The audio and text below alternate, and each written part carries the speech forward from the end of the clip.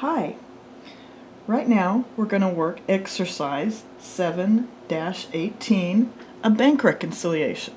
You may recall from class that a bank reconciliation is the document an accountant prepares to match the cash balance at the bank with the cash balance showing on the books that the accountant has been keeping all month long.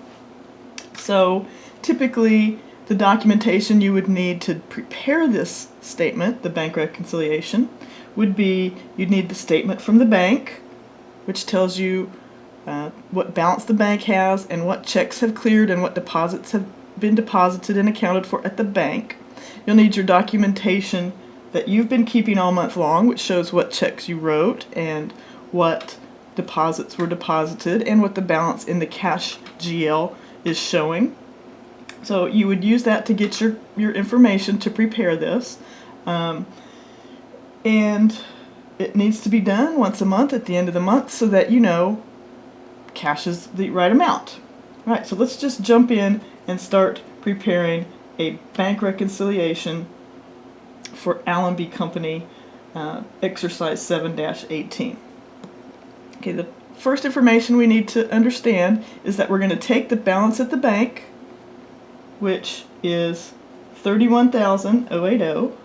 That's what the bank says we have, and reconcile it, make the balances match to what we have, $38,280. So there's going to be some number that's appropriate for cash because the bank will have some checks that haven't cleared yet that we say have cleared.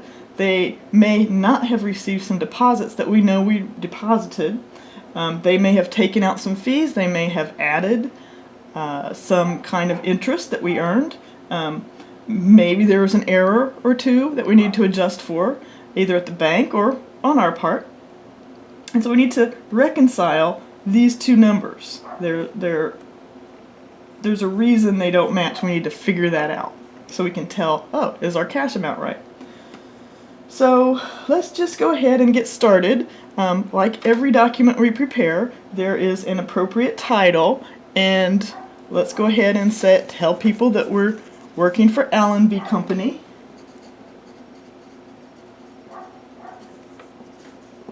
And this is a bank reconciliation.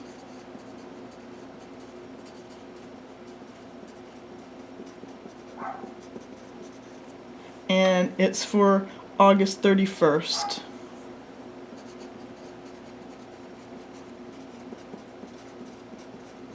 All right, now we're ready to go. So as you may recall from the handout I gave you that gives the steps of preparing a bank reconciliation, we start out with the cash balance according to the bank. So let's do that. Cash balance according to bank, and the bank says we have $31,080. So let's just write that down. I'm sorry.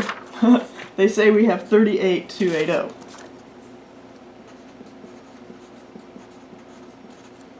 All right. Now, when you're doing a bank reconciliation, you start out with what the bank says we have. You add any deposits in transit and deduct any outstanding checks. That will give you the correct cash balance. So, add deposit in transit, $5,850. So a deposit in transit is really just, say, the last couple days of the month. Sometimes it takes a while for the bank to get that deposit in our account. Maybe it was a Saturday or something. And so in our books we have that we made that deposit, but the bank doesn't have it yet. So we need to add that in. So we take the balance according to the bank, add deposits in transit.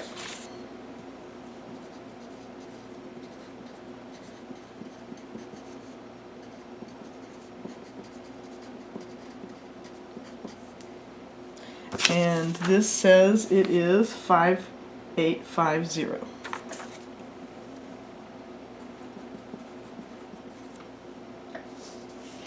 And when you add those two, that gives us $44,130.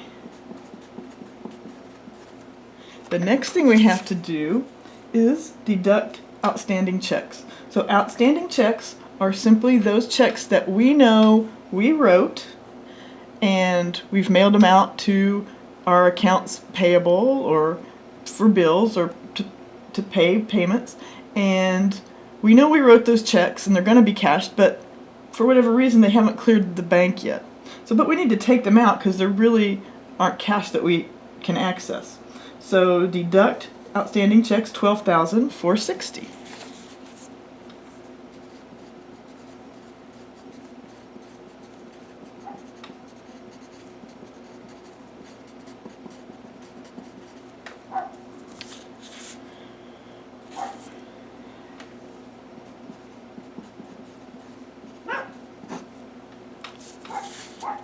And that is what we call our adjusted balance.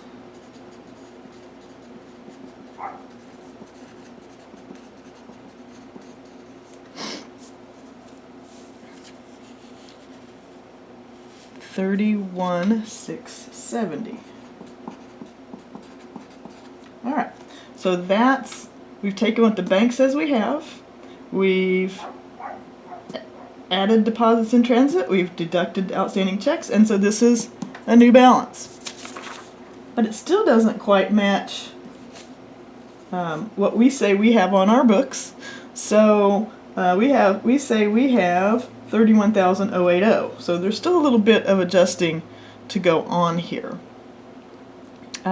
So let's do that second part of the adjusted, where you start with the cash balance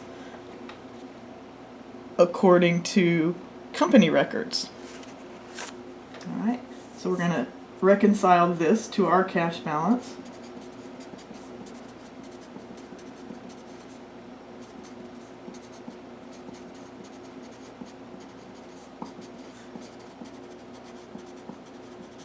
Which is, cash balance according to the company is $31,080.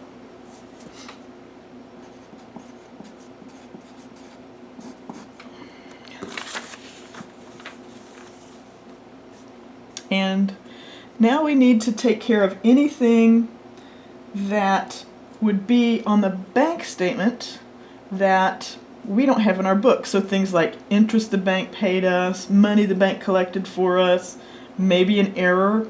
We wrote down that a check was a certain amount, but really it was a different amount. So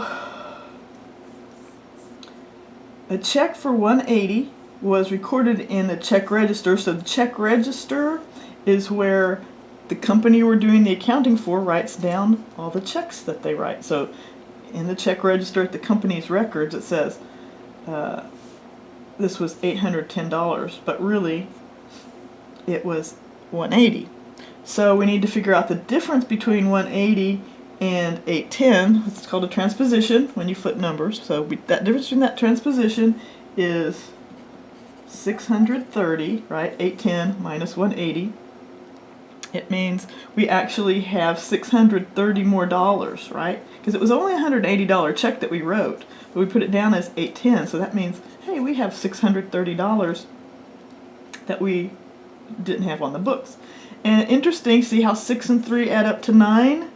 Whenever you have a transposition, when you flip numbers like that, they will always add up. The error will always add up to 9. So if you're ever looking for mistakes, check and see if the numbers add up to 9 or something divisible by 9, and you'll know, oh, I could have a transposition. All right. So we need to add 630 to the balance, right? So add error recording a check, and so we're going to add 630,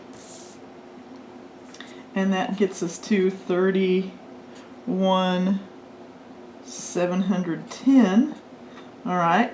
Well, we're not quite to the same place. What else happened?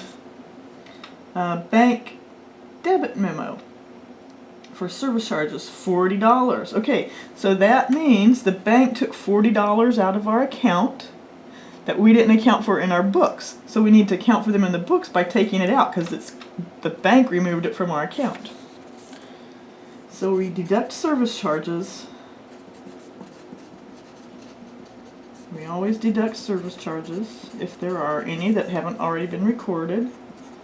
So 31,710 minus 40 gives us 31,670, and look at that. They reconcile. They match. If the balance sheet were prepared, what amount should be recorded for cash? Well, obviously the amount of cash we actually have is this. So that's our cash. That's what we actually have. Must a bank reconciliation always balance or reconcile? Yes, of course. That's the point of doing it. These numbers need to always match. Alright, so I'm going to stop there, and the next video will have exercise 719 and exercise 720. Okay, good luck with your bank reconciliations.